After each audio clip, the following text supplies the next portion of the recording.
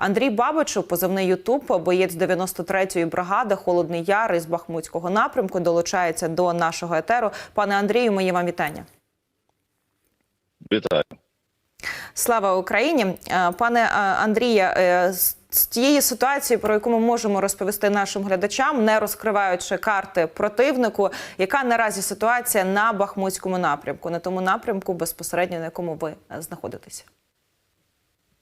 Хочу сказати, що бої йдуть взагалі по всій лінії фронту на Бахмутському напрямку, але всіх цікавить саме відрізок, де ми мали успіх тиждень тому. Це Кліщівка та Андріївка. Так, повністю зачищені не селища, а місця були ці селища, і ворог був відкинутий за залізничну колію. То до залізничної колії ворога живої сили немає. Але кожен день вони лізуть через цю залізничну колію, десь по 10 чоловік, і питаються пройти. Там за залізничною колією починаються посадки, вони хочуть зайти в якусь посадку і там заритись, закріпитись. Але нічого в них не виходить взагалі, бо вони, я не знаю, як таргани, вони кожен день із одного того ж місця лізуть, і відпрацьовує наша артилерія, механізовані батальйони за допомогою АГС, також вже і стрілецька зброя підключається, то ніхто не підходить. Коли там 2 дня тому вони бачили, що шквальний вогонь, і вони могли втікти назад, то зараз, коли вони переходять, то назад вертається з 10 чоловік, це 1-2. Остальні залишаються на полі бою всі 200. Пане Андрію, ось ця дорога, про яку ми говоримо, Т-0513, тобто це дорога, через яку постачалася велика кількість зброї противнику. А якщо брати у відсотковому співвідношенні, ось було, і коли ми забрали вже 2 населених пунктах, то стало. Про який відсоток ми говоримо, що все ж таки постачання стало менше? Якщо ми можемо, звичайно, так говорити.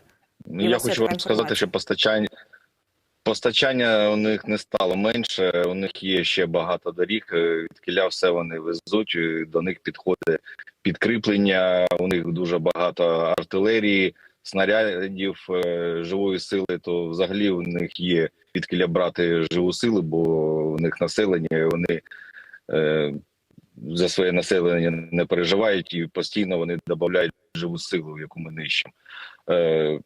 То не скажу, що стало легше, навпаки, ми зайняли нову позицію, і ворог постійно хоче її відбити, і якраз Андріївка, Кліщівка та перед Курдюмівкою ворог щільно насипає з артилерії, зі смерчей, з керованими ракетами, то там все перекопується.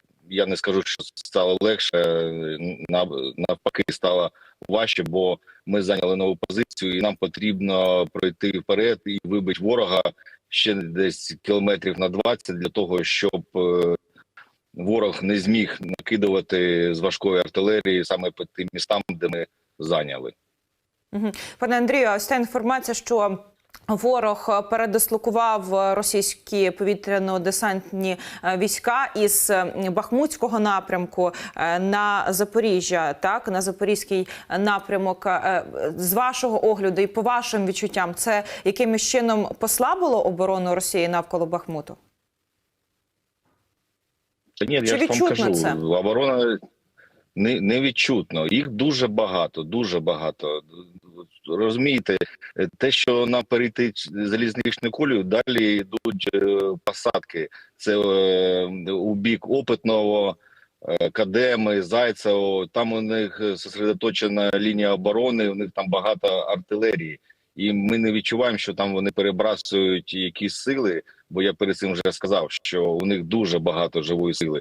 І якщо вони там пару тисяч кудись там відправляють наліво-направо, то взагалі ми не відчуваємо цього, що стало легше.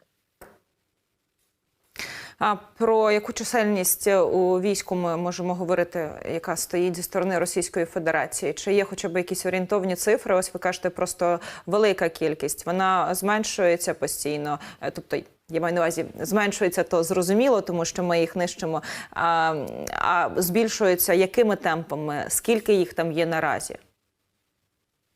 Ну, то точну кількість ніхто не скаже, скільки без поняття, я хочу вам сказати. Я навіть не знаю, скільки з нашої сторони тут стоїть тисяч.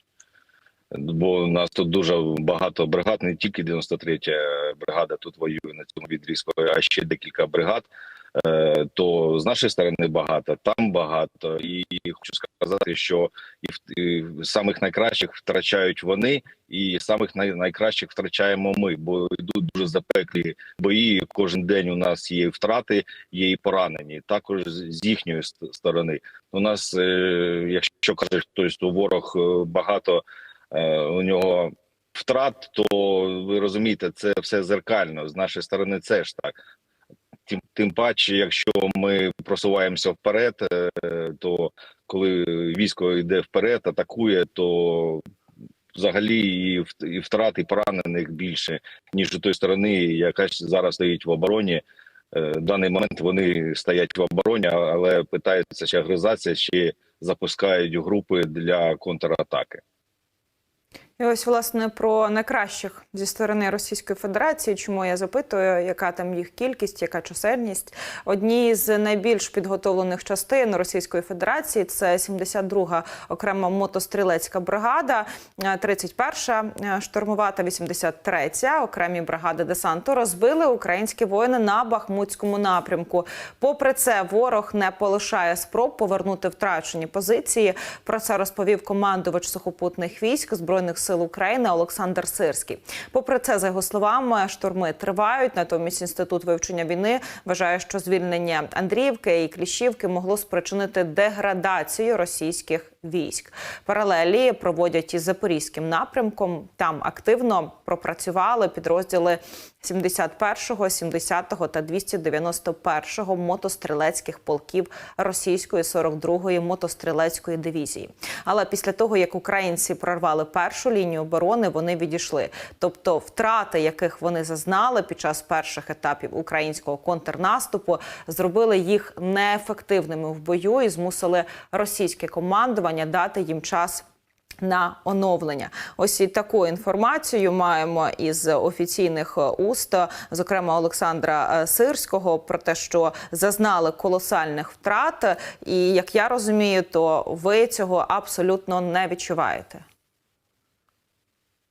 Ні, не відчуваємо, бо я ж вже скільки повторюю. Так, втрати ми їм нанесли, вони нам втрати нанесли, але їх дуже багато і далі, і легше нам не становиться. Нам потрібна зброя, нам потрібні люди, які вміють користуватися цією новітньою зброєю. І чим більше зброї новітньої буде, тим швидше ми будемо нищити цього ворога. Пане Андрію, ось я, користуючись заявами пана Сирського, він вважає, точніше, це Інститут вивчення війни, перепрошую, вважає, що звільнення Андріївки і Кліщівки могло спричинити деградацію російських військ. Ви можете погодитися із цим? Я не можу з цим погодитися. Я не бачу поки що деградації. Деградація буде, коли ми дійдемо далі, і коли саме Андріївку, Кліщівку туди не будуть долітати. Зрозуміло. Тоді приведу...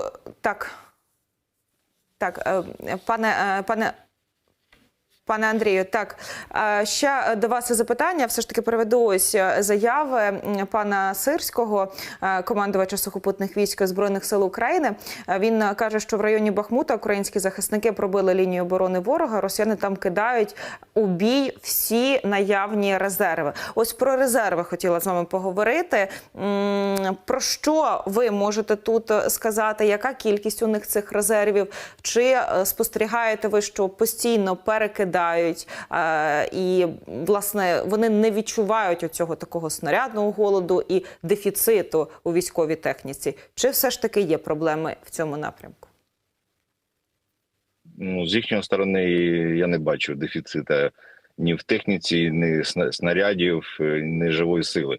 У них резерви стоять за Бахмутом, де ми не достаємо до них. І коли потрібно, вони присилають маленькими партіями. Це не так, що туди зразу там 100 тисяч чоловік пішло і стало в оборону. Ні, вони по 8, 10, 12 чоловік займають 200-300 метрів, так очагові пункти у них і спостереження, і відділя вони воюють. То резервів не вистачає, хочу вам сказати. Це зрозуміло.